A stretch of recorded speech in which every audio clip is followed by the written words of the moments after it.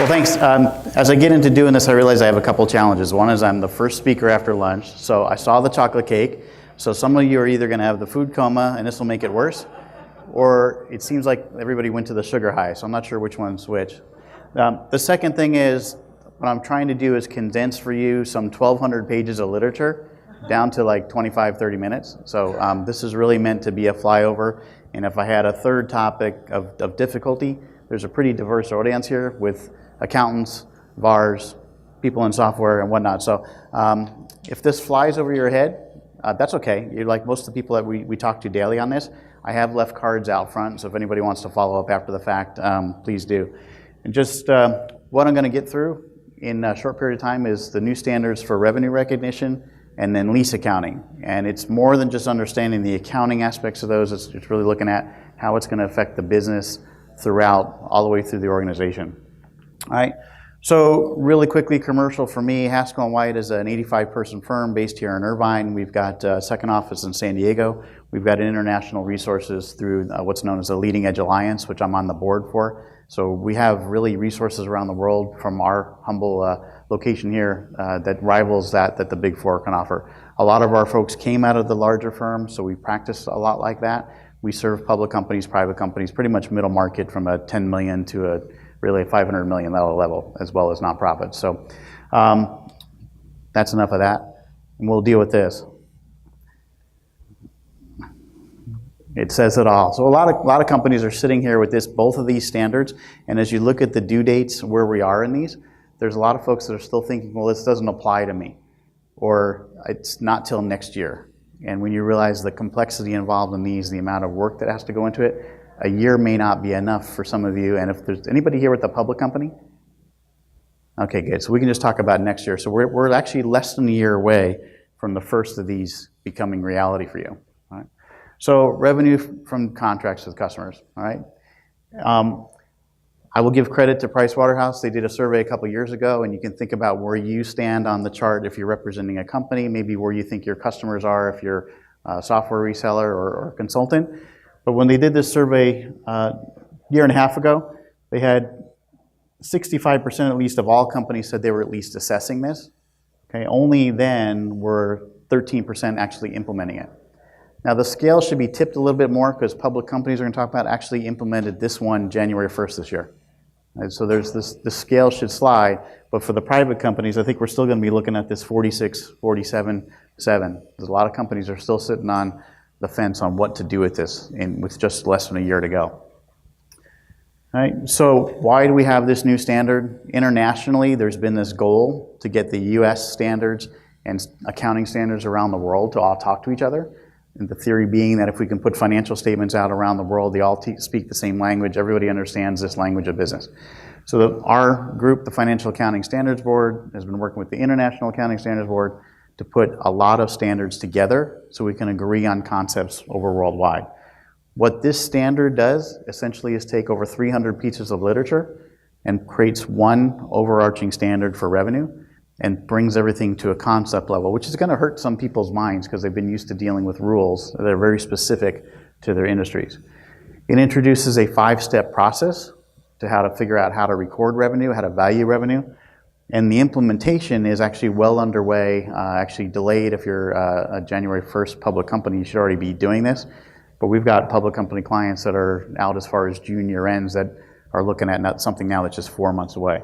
Private companies always get an extra year. So anybody here in the accounting world for a private company, you've got till January 1st of 2019, which doesn't seem all that far away, even when you say it. Adoption methods are going to be varied. Some people will take a full retrospective adoption, which if you follow any kind of things in accounting at all, people might say that's a restatement. Restatements are generally viewed in the marketplace as a bad thing.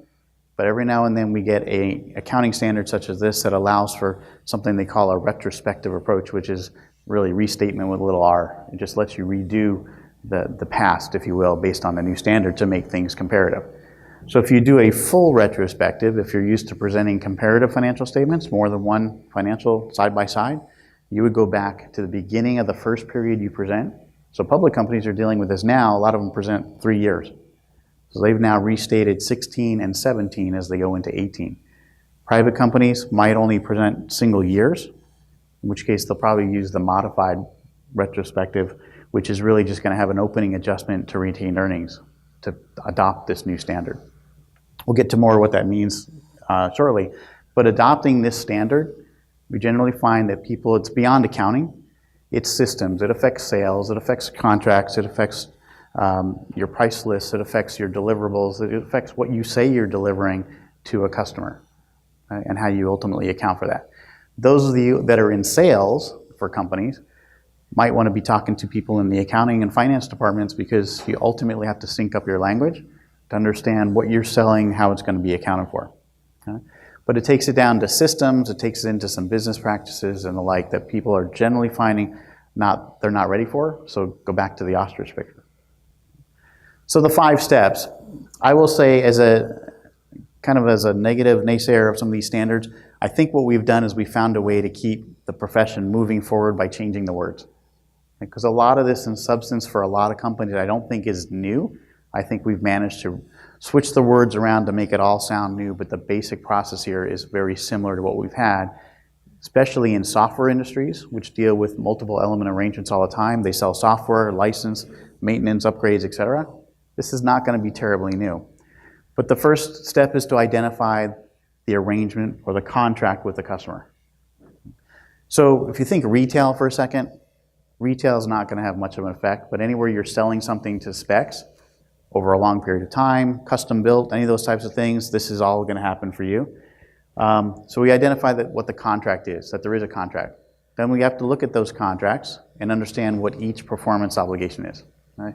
Otherwise known as the deliverables. What are you providing to that customer? Is it a product? Is it service? Is it upgrades? What is it going into? We have to call out each one of those performance obligations. Determining the transaction price may not be too difficult if the contract's pretty straightforward on what you're providing.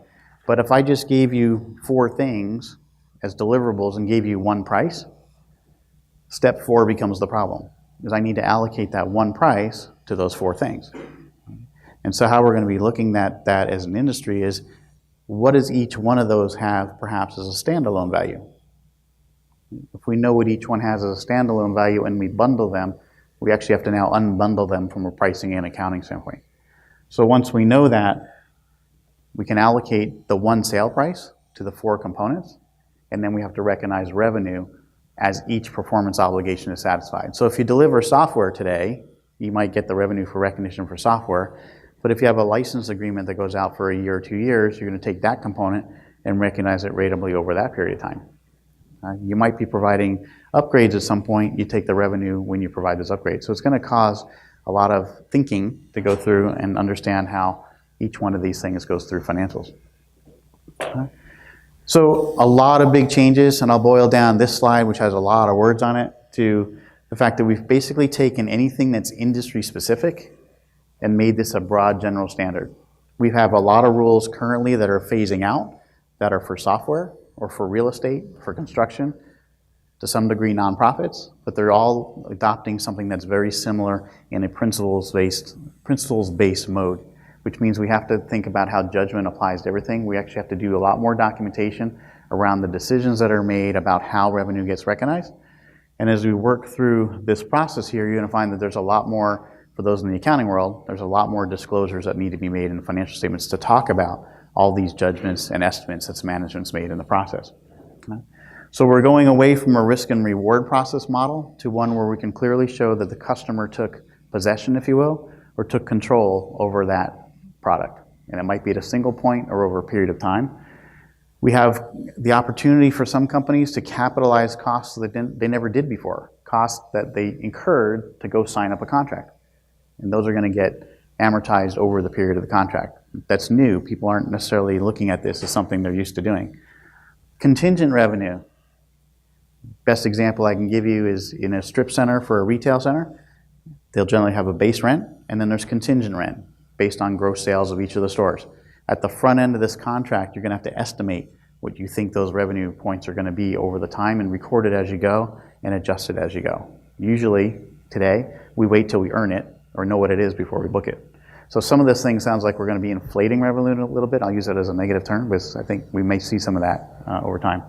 And then if you have IP type of industries, it's got a whole bunch of extra specific things. Even though we went non-industry, we have some specific things for IP itself.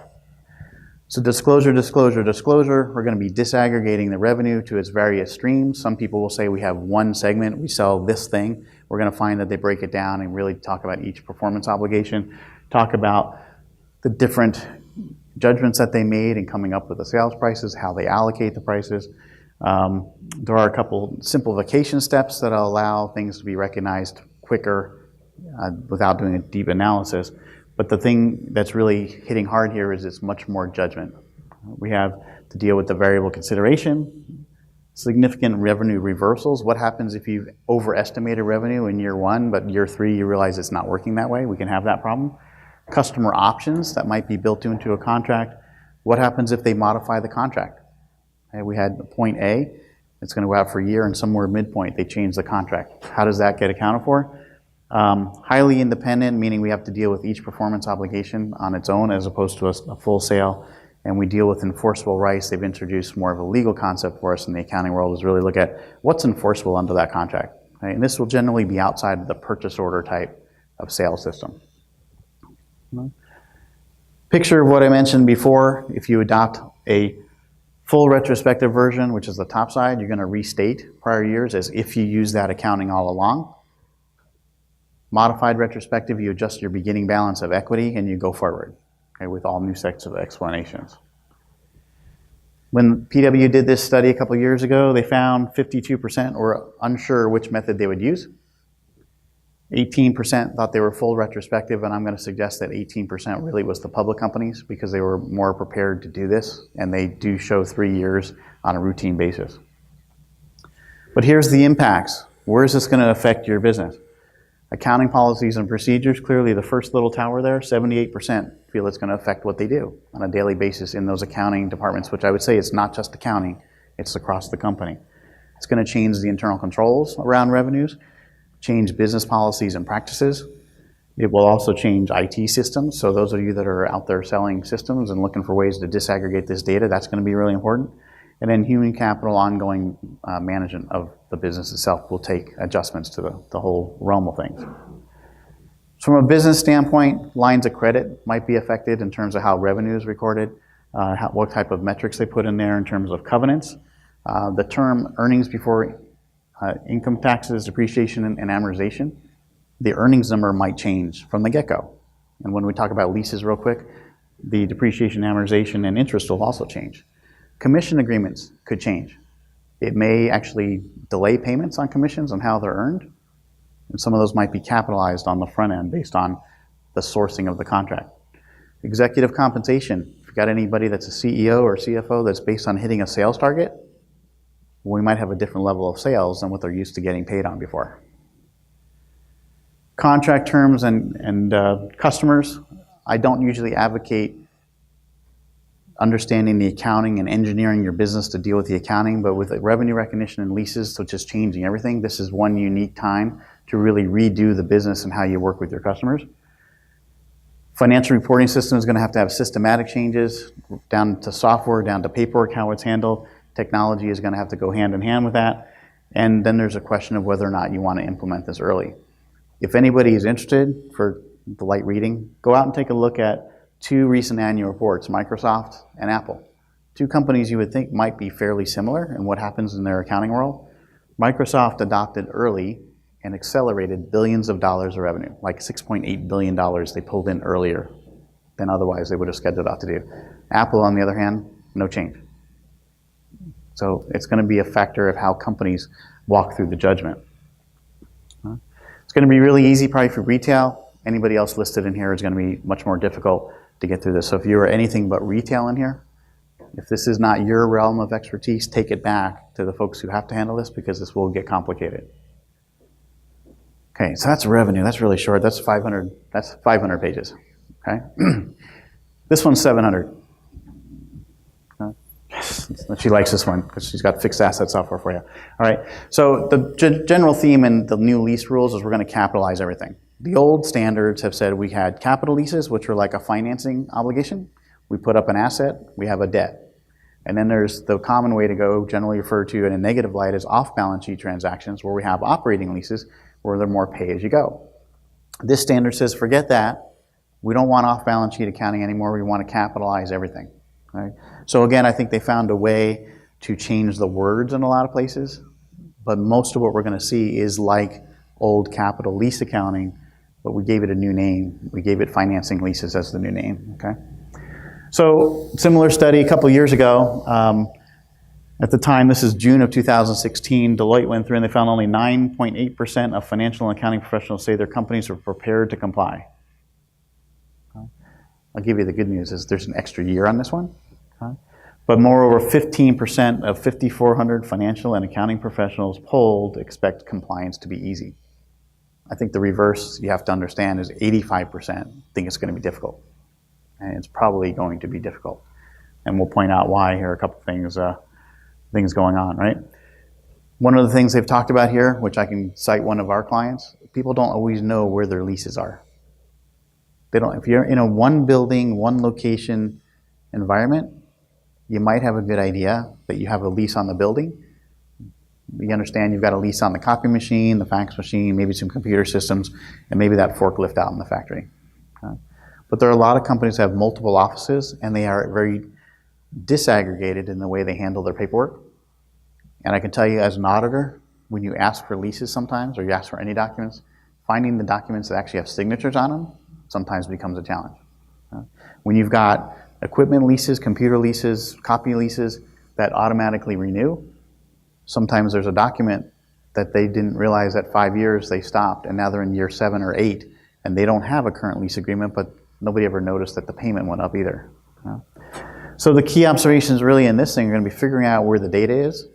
There's a whole host of information now that we have to analyze in that data because the terminology has changed, the assumptions are very, very deep and varied.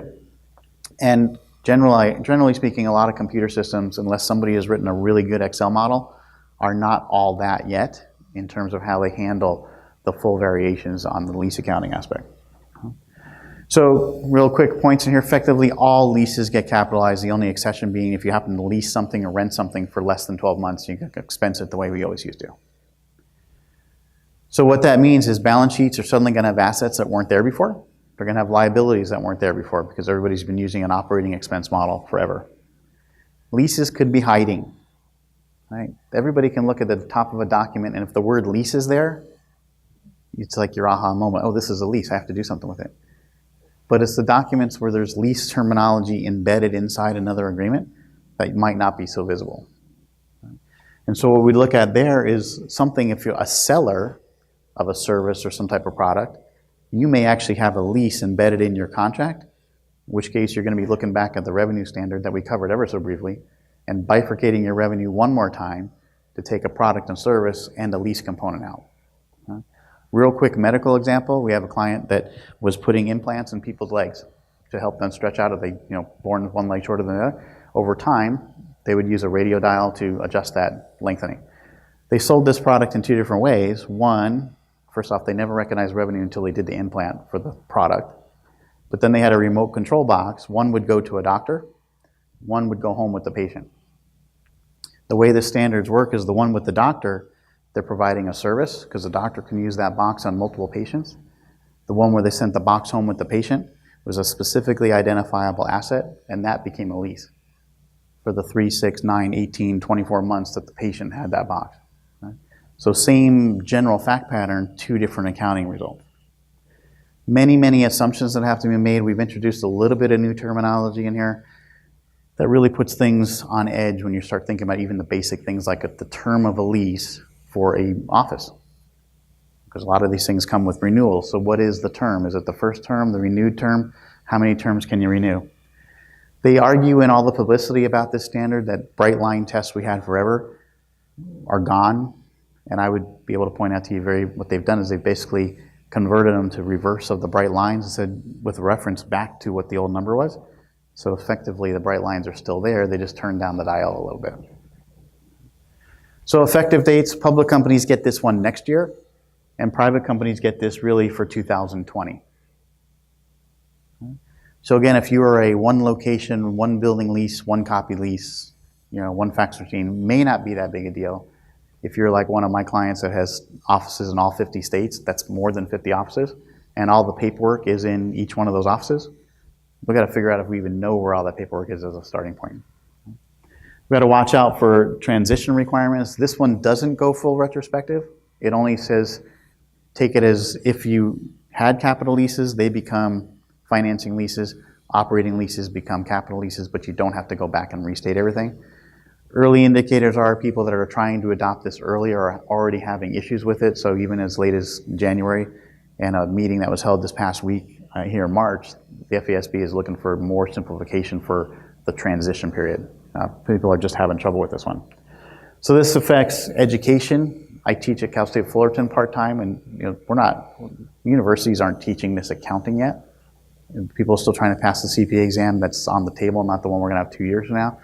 Companies, if you're not catching up on this, you might be blindsided. Hopefully not too many ostriches out in the audience today.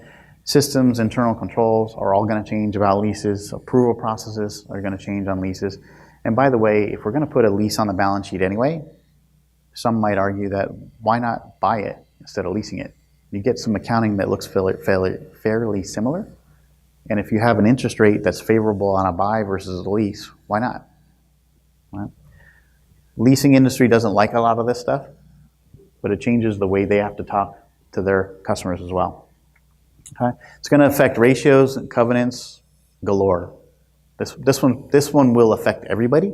If revenue was not that big of a deal for you, this will affect everybody because everybody has at least one lease. They've introduced the words I put in red there. Got some notes hanging on the right. The words reasonably certain. Introduce this new terminology, which is, for some people think about this as like probable. Okay, if it's reasonably certain that something's going to happen, this is the basis we do accounting on now. So if you rent a building with a 5-year lease with a 5-year renewal option, on day one, if you think it's reasonably certain that you'll exercise that renewal option, you account for it as if it's a 10-year lease. Okay? The crazy thing about this standard on that same vein is you get out to about year 3.5 and you realize, no, you've outgrown this space, you're going to move. You change the accounting, you lop off the other 5 years, bring the numbers down, and work toward moving. Okay? The standard also has places where you can take operating leases that now get capitalized with different terminology that become financing leases, and we have financing leases that could become operating leases. So in a vein to make it simple and make everybody be able to talk the same language, they've left bunches of loopholes in here where people can change their own accounting. Generally, you're going to have this thing called a right-to-use asset. That's what we're referring to as the leased equipment, building, or whatever it is. And those are going to be reflected on the balance sheet separately from fixed assets. And the debts for those are going to be separated from any other kind of long-term debt. I mentioned the modification. You would remeasure it at the point in time you have a change in the term or a change in your thought process. Anything that's under 12 months, we keep expensing. And then I like this one for our clients that have people that own buildings that are family members and they rent the building on a 1-year by 1-year basis. It's not a 1-year lease. The challenge for accountants and then the auditors is to figure out, well, what is the term really? Because if you renewed it for 10 years already, it's clearly not a 1-year lease. So related parties are grouped in here. Okay? So from a balance sheet standpoint, we've got right to use assets on the left. We've got the related lease liabilities on the right. And there's going to be a lot more detail in the footnotes about how the judgments were made, how they roll from period to period. Generally, we won't fit all this on the balance sheet. It'll make it too complicated. It's going to go into a footnote. So our simple little method to figure this out is to inventory what you have, figure out what all those assumptions are going to be, do the calculations, which could be wide and varies, and you've already read the punchline, because then you come up with your entries. So when you're all said and done, you can say, you'll have to say, I aced it, right? Got it all done. Very simple. Right? The problem that's hidden in here, a lot of companies are not expecting, if they have long-term leases, it's based on present value calculation of the lease liability. So you bring 10 years of payments forward to today, book an asset, book a corresponding liability. The asset you record cannot be greater than the fair market value of the underlying asset. Okay? So if you think about factories, theaters, they generally do things 10, 15, 25-year leases. they could do a present value calculation of their lease payments and be worth more than the building. Okay? They'll still have the liability, but if the building's less, anybody that knows double entry accounting knows there's something missing. There's a missing debit there. It's going to go right down to retained earnings and reduce their built up earnings. Okay? So there's things to figure out early. How big is that hit going to be? So it changes financial statement presentation clearly. It's going to change a lot of ratios. Working capital could change. We're going to put long-term assets on the books, but we're going to put a debt that has both a long-term and current portion. So that's going to change working capital. It's going to change the debt-to-equity ratio because now we have debt on the books we didn't have before. It's going to change turnover ratios for fixed assets because guess what? We have assets we didn't have before. I already mentioned EBITDA is going to change and can change by making changes next year. We could see a higher level of interest and depreciation because things get capitalized and a reduction of rent expense. But arguably other companies might figure out a way to put more things through, even though they capitalize an operating lease and still record rent expense, we may see things go the other way. So we have to figure out who's got the better picture at the end of the day. So big things out there: infrastructure, finance accounting team, software systems. How does this play into taxes? This is not tax accounting, so we're going to have more book and tax differences. Financial modeling, those companies that are in the business of leasing assets, landlords, et cetera, have a lot of modeling to that. It's going to be very difficult. This again is an opportune time if you understand the standard going forward to negotiate terms differently with the landlords, et cetera. I mentioned lease or buy. And then I mentioned tax already. So I left a little bit of time per request for some questions. So I'll tell you that's probably about the fastest I've done these 1,200 pages. So, with one exception, I did 700 pages in 5 minutes once, but that was really ridiculous. So happy to entertain questions. There's a little bit of time before our next speaker, so